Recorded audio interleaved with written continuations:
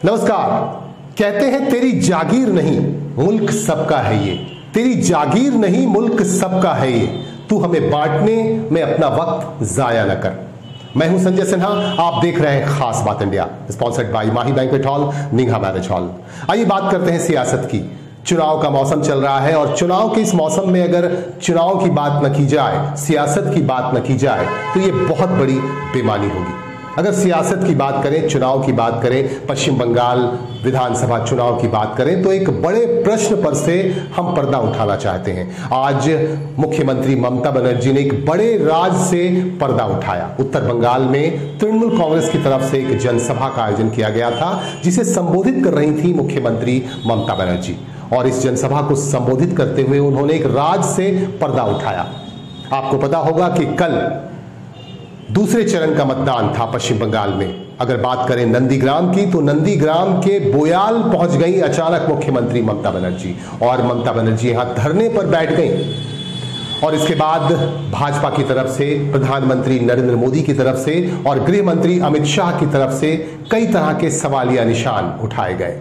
इसके बाद इसका जवाब आज ममता बनर्जी ने दिया। उन्होंने कहा कि उन्हें अचानक खबर मिली कि बोयाल इलाके में भाजपा की तरफ से कई गुंडे मंगवाए गए हैं और ये गुंडे वहां के लोगों को चुनाव नहीं करने दे रहे हैं, अपने मताधिकार का प्रयोग करने नहीं दे रहे हैं। इससे बौखलाहट में आकर ममता बनर्जी यहां पहुंच जाती हैं और यहां एक बुद्ध के सामने धरने पर बैठ जाती हैं। यही वजह थी कि ममता बनर्जी को यहां धरने पर बैठना पड़ा। इस तरह की बातें करके उन्होंने इस पर्दे से राज हटाया। उन्होंने कहा कि अगर इस तरह की खबर उन्हें नहीं मिलती तो मेरा यकीन मानिए मैं वहां नहीं जाती, ये कहा ममता बनर्जी ने। बहरहाल आपको बता दूं कि एक बड़े राज से ममता बनर्जी ने पर्दा उठा दिया।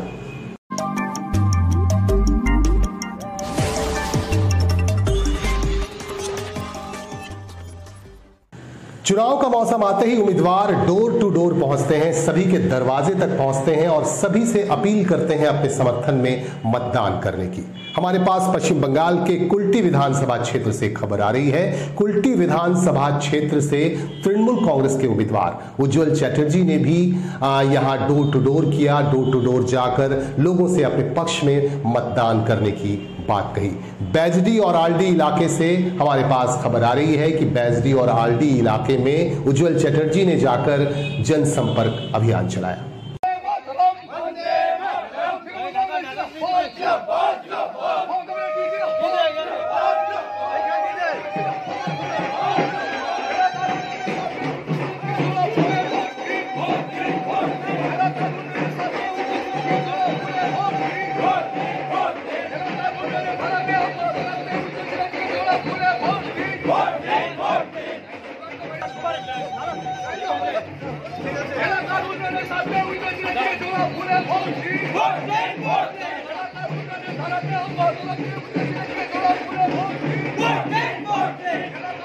देश में कोरोना वायरस की रफ्तार एक बार फिर से बढ़नी शुरू हो गई है। अगर बात करें महाराष्ट्र की तो महाराष्ट्र में नए केसेस लगातार मिल रहे हैं, लोगों की मौतें भी हो रही हैं। इसे देखते हुए महाराष्ट्र सरकार को एक बड़ा फैसला लेना पड़ा। महाराष्ट्र सरकार ने ऐलान किया कि पुणे से नए मामले लगातार मिल रहे हैं, लिहाजा पुणे शहर में नाइट कर्फ्यू लगाने का ऐलान कर दिया महाराष्ट्र सरकार ने।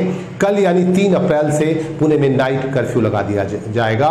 6 बजे, शाम 6 बजे से सुबह 6 बजे तक न कोई रेस्टोरेंट खुलेगा, न कोई होटल खुलेगा, न कोई सार्वजनिक कार्यक्रम का आयोजन किया जाएगा। और अंतिम यात्रा के लिए भी 20 लोगों के जाने की बात कही गई है। 20 लोग से ज्यादा अंतिम यात्रा में शामिल नहीं हो पाएंगे। महाराष्ट्र सरकार का ये ऐलान है और एक बड़ा ऐलान भी हो सकता है, किया जा सकता है। महाराष्ट्र सरकार की तरफ से मुख्यमंत्री उद्धव ठाकरे बड़ा ऐलान कर सकते हैं। लेकिन बहरहाल पुणे में नाइट कर्फ्यू का ऐलान कर दिया गया है। 7 दिनों तक पुणे में नाइट कर्फ्यू रहेगा।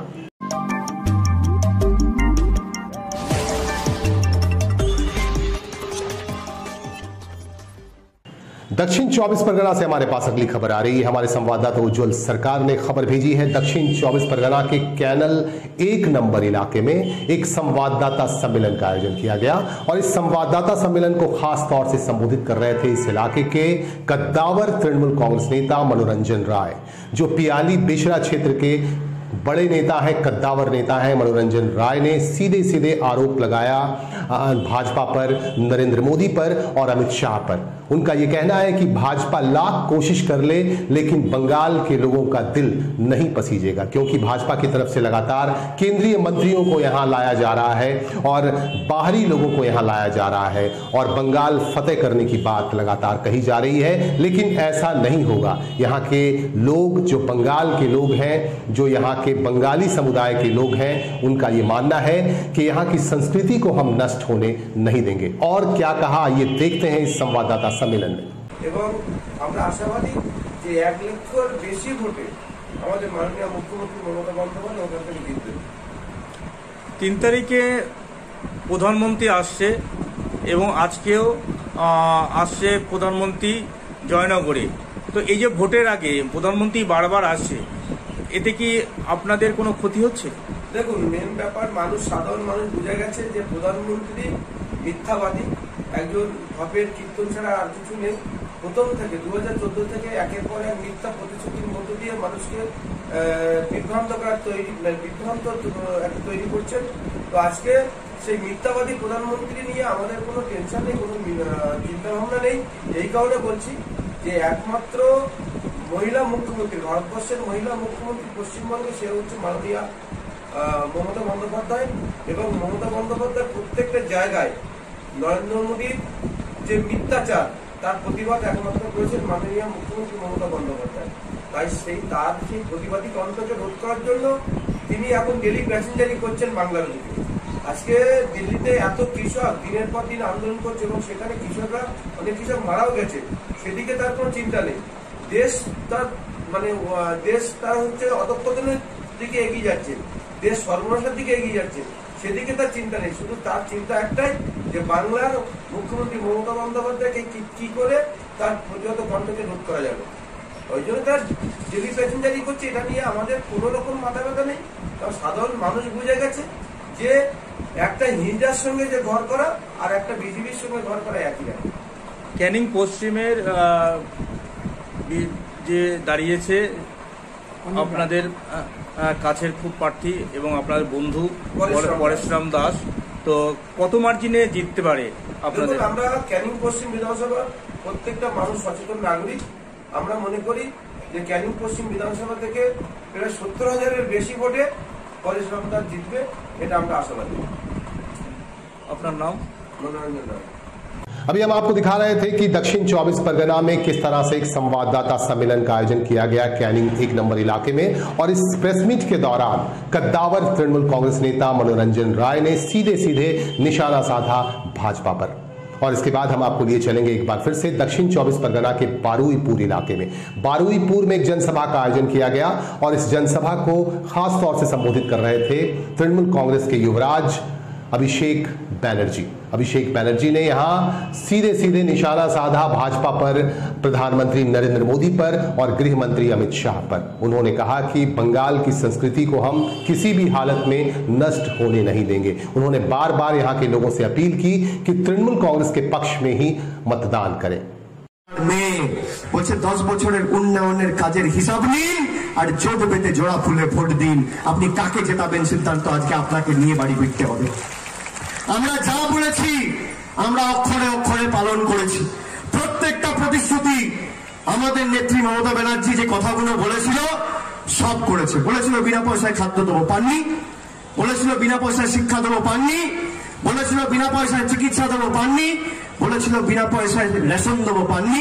সব পেয়েছে। আপনি বলুন তো, বিজেপির তো এতগুলো মুখ্যমন্ত্রী, একটা রাজ্য বলুন তো আমাকে দেখান, একটা রাজ্য ভারতবর্ষে যে কটা রাজ্যে বিজেপি ক্ষমতায় রয়েছে তার মধ্যে একটা রাজ্য দেখান যেখানে বিজেপি বিনা পয়সায় শিক্ষা দিচ্ছে, বিনা পয়সায় স্বাস্থ্য দিচ্ছে, বিনা পয়সায় রেশন দিচ্ছে।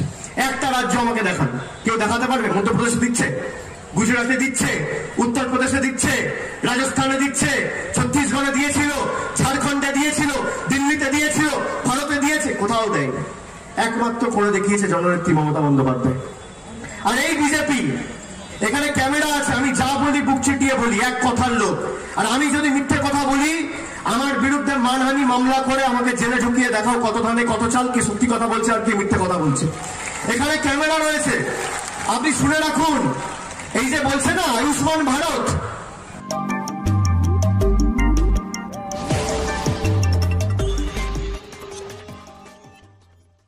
पश्चिम बंगाल में यूं तो राजनीति के क्षेत्र में आग लगी हुई है, लेकिन आग लगने की खबरें भी लगातार हमें प्राप्त हो रही हैं। आपको हमने दिखाया था कि कई जगहों पर आग लगी है, लगातार हमने अपने बुलेटिन में आपको बताए, और आज फिर आग से जुड़ी एक खबर हमारे पास आ रही है। रानीगंज के तिलक रोड में आज अचानक आग लग गई, जिससे अफरा तफरी का माहौल कायम हो गया।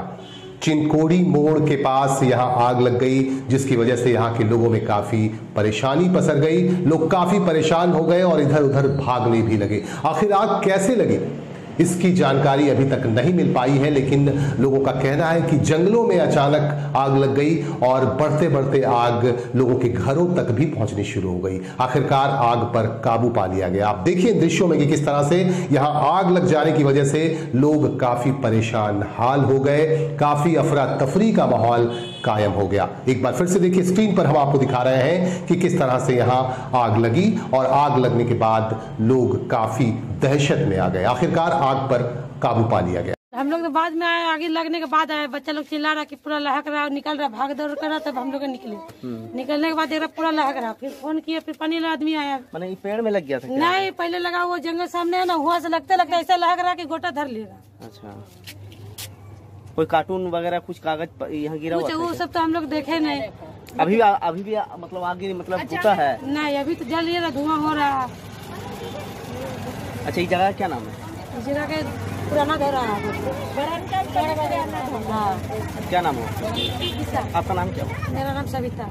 चुनाव के इस माहौल में अखिल भारतीय विद्यार्थी परिषद ने भी एक अभियान शुरू कर दिया है। अखिल भारतीय विद्यार्थी परिषद की तरफ से रानीगंज में एक अभियान चलाते हुए ये कहा गया, लोगों से ये अपील की कि आप तमाम आतंक को, तमाम डर को किनारे रखकर अपने मताधिकार का प्रयोग करें और बंगाल के विकास के लिए अपने मताधिकार का प्रयोग करें। इस मौके पर अखिल भारतीय विद्यार्थी परिषद के एक नेता से हमारे संवाददाता ने बातचीत की।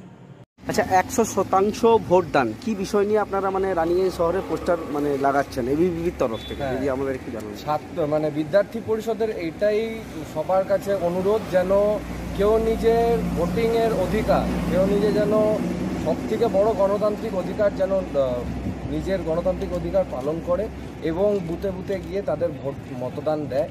সেটাই সবার কাছে আহ্বান অখিল ভারতীয় বিদ্যার্থী পরিষদের পক্ষ থেকে। মানে রানীগঞ্জ শিল্পাঞ্চলবাসীকে আবেদন করছেন কি সবাই ঘর থেকে বেরিয়ে ভোটটা অন্তত দিন নাকি? এটা আপনাদের দাবি? আচ্ছা, রানীগঞ্জ শহরের কোন কোন এরিয়াতে আপনারা মানে এই পোস্টার ব্যানারগুলো লাগাচ্ছেন? মানে যেই মেন জায়গাগুলো আছে, যেরকম আমাদের এই নেতাজি সুভাষচন্দ্র বোসের যে স্ট্যাচু, তারপরে স্টেশন, তারপরে বাস স্ট্যান্ড, তারপরে আমাদের মানে যেহেতু ছাত্র আমরা, যেহেতু আমরা বিদ্যার্থী, সেই জন্য কলেজগুলো আছে তার মধ্যে, তারপরে বিভিন্ন যেসব জায়গায় যেখানে জনগণের একটা বড় সমাবেশ দেখা যায়, সেসব জায়গাগুলোতে আমরা এই পোস্টার দিয়ে আমরা নিজেদের চালাচ্ছি। মানে আজ থেকে স্টার্ট করলেন কি? হ্যাঁ। মানে মানে মানে কতদিন পর্যন্ত এগুলো চালাবেন এই অভিযানটা? মানে এটা চলছে এখন, এটা যতদিন না আমাদের এখানে মতদান শেষ হচ্ছে, পশ্চিমবঙ্গে যতদিন না মতদান শেষ হচ্ছে ততদিন চলছে। আপনার নাম পরিচয়? আমার নাম নীলাদ্রি চক্রবর্তী। এবিভির মানে কি ডেজিগনেশন আপনি? আমি এখন এখানে রানীগঞ্জ विधानसभा छात्र सम्मेलन प्रमुख। चुनाव के इस मौसम में एक दल से दूसरे दल में जाने का सिलसिला भी लगातार जारी है। भाजपा के लोग तृणमूल कांग्रेस में जा रहे हैं, तृणमूल कांग्रेस से भाजपा में भी शामिल हो रहे हैं। इसी के क्रम में हमारे पास आसनसोल से एक खबर आ रही है। आसनसोल के वरिष्ठ अधिवक्ता श्रीकांत मिश्रा ने आज भाजपा का दामन पकड़ लिया और इस मौके पर कई वरिष्ठ नेतागण भी मौजूद थे और उनकी मौजूदगी में, उनकी देखरेख में, उनकी उपस्थिति में आज वरिष्ठ अधिवक्ता श्री कृष्ण मिश्रा अपने समर्थकों के साथ भारतीय जनता पार्टी में शामिल हो गए। আজকের কি অনুষ্ঠান ছিল আপনার? আজকে আমি ভারতীয় জনতা পার্টির সমস্ত লোককে নিয়ে এখানে আমি সম্মিলিত হলাম এদের সঙ্গে। আপনি এর আগে কোন পার্টিতে ছিলেন? আমি 1964 থেকে পার্টি করছি। In the year 1964 I was the student of Umesh Chandra college, Kolkata. 1964 সাল থেকে, তখন ছাত্র পরিষদ জন্ম হয়নি, এসএফআই জন্ম হয়নি, তখন স্টুডেন্টস ইউনিয়ন ছিল। তখন থেকে আমি কলকাতা ইউনিভার্সিটিতে পার্টি করে আসছি। পার্টি করতে করতে আমার তো এখানে সব সত্যি কথা বলা উচিত, 1967-এ আমি সিপিএমের সঙ্গে অ্যাটাচ হই। 67 থেকে 68, 69, 70, 71-এ আমি কংগ্রেসে জয়েন করি নুরুল ইসলাম নেতৃত্বে। উনি এখন নাই, স্বর্গে আছেন। এস এম জালাল আমার বন্ধু বেঁচে আছে। তারপরে করতে করতে আমি আপনার 1980 সালে বর্ধমান ডিস্ট্রিক্ট কংগ্রেসের যখন অবিভক্ত, আমি সেক্রেটারি ছিলাম। তারপরে আবার তাপস ব্যানার্জি যখন প্রেসিডেন্ট হলেন, আমি সিনিয়র ভাইস প্রেসিডেন্ট হলাম। পরবর্তীকালে আমি কোনোদিনে তৃণমূলের মেম্বার হয়নি। এক শহীদ মঙ্গল পাণ্ডে কমিটি স্থাপনা করেছিলাম 1985। সেটা আমার ছিল উদ্দেশ্য যে শহীদ মঙ্গল পাণ্ডে কমিটি নামে অ্যাটলিস্ট রেল পারে একটা স্ট্যাচু আর একটা কোনো জায়গার নাম হোক। মাননীয় ভূতপূর্ব মেয়র জিতেন্দ্র তিওয়ারি জি ने একটা আমাকে এই সেতু যে ছিল তার নাম রাখলেন উনি মঙ্গল পাণ্ডে সেতু। তারপরে উনি 2020-এ 19 জুলাই শহীদ মঙ্গল পাণ্ডের জন্মদিনে এলেন আর বললেন কি একটা স্ট্যাচু আমি করে দিব। ভাগ্যের দুর্ভাগ্যে অন্য পার্টি চলে গেলেন। কিন্তু আমি তৃণমূলে ছেড়ে এখানে কেন এসেছি এটা কোনোদিনই বলবো না। আমি তৃণমূলে ছিলামই নাই, আমি ছিলাম কংগ্রেস আর শহীদ মঙ্গল পাণ্ডে। আর সব থেকে বড় হচ্ছে কি আজকে যে আমি এই জায়গাটা পেয়েছি, এই আমার ভাই কৃষ্ণ প্রসাদ জি 2020 সালে এপ্রিল মাস থেকে একটা করোনার ব্যাপক চলছিল হাওয়া, সেই করোনাতে ইনাকে নিয়ে আমি হাজার হাজার লোককে ঘরে राशन পৌঁছিয়েছি। पश्चिम बंगाल के बारुईपुर में न्यू इंडिया मैदान से एक रोड शो का शुभारंभ किया गया। रोड शो की शुरुआत की गई बारुईपुर के न्यू इंडिया मैदान से और इस रोड शो में खास तौर से मौजूद थे देश के गृह मंत्री और वरिष्ठ भाजपा नेता अमित शाह। आप देखिए इन दृश्यों में कि भाजपा के वरिष्ठ नेता और गृह मंत्री अमित शाह इस रोड शो का हिस्सा हैं और बारुईपुर पूर्व और पश्चिम के उम्मीदवार उनके साथ नजर आ रहे हैं। और इस मौके पर अमित शाह ने यहां के लोगों से कहा कि हम बंगाल में 200 से ज्यादा सीटें ला रहे हैं और बारुईपुर पूर्व और पश्चिम की सीटें तो जीत ही रहे हैं, नंदीग्राम की सीट भी जीत रहे हैं। इस तरह की बात अमित शाह ने कही। यहां के लोगों से ऐलानिया उन्होंने कहा कि हम 200 से ज्यादा सीटें लेकर यहां सरकार बना रहे हैं, पश्चिम बंगाल में सरकार बना रहे हैं। आप देखिए दृश्यों में कि अमित शाह रोड शो में नजर आ रहे हैं और न्यू इंडिया मैदान से रोड शो शुरू किया गया और इस रोड शो में सैकड़ों की संख्या में भाजपा समर्थकों ने हिस्सा लिया, इसमें शामिल हुए। आप एक बार फिर से देखिए स्क्रीन पर कि अमित शाह नजर आ रहे हैं और इस रोड शो में काफी संख्या में भारतीय जनता पार्टी के समर्थक नजर आ रहे हैं।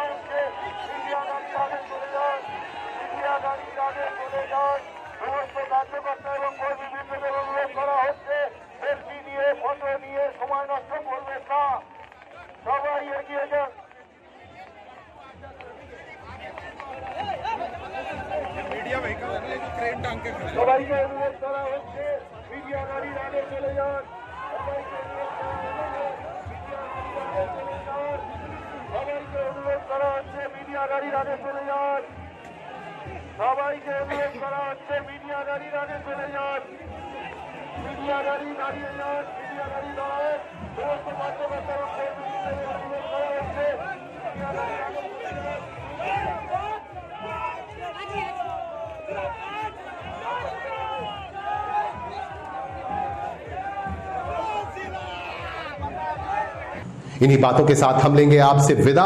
आप हमारे साथ बने रहिए और अपना सहयोग भी हम तक पहुंचाते रहिए। हमें अपने विचारों से भी नवाजते रहिए, अपने सुझाव हम तक पहुंचाते रहिए। हम आपके साथ हैं, आपके साथ रहेंगे। नमस्कार।